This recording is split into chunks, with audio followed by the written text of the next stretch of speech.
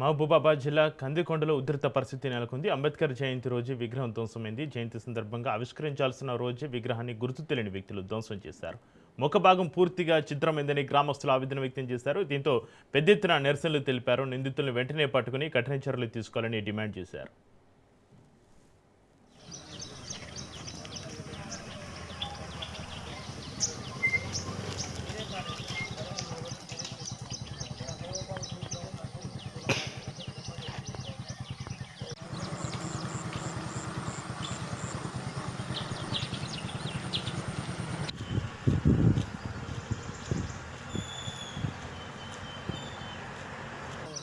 ఉంటే ఇక్కడికి వచ్చి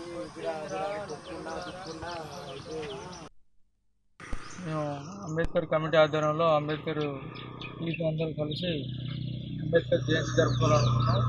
కానీ కొంతమంది గుర్తు తెలియని వ్యక్తులు అంబేద్కర్ విగ్రహాన్ని ధ్వంసం చేయడం జరిగింది. వాళ్ళ మీద కఠిన చర్యలు తీసుకోవాలి.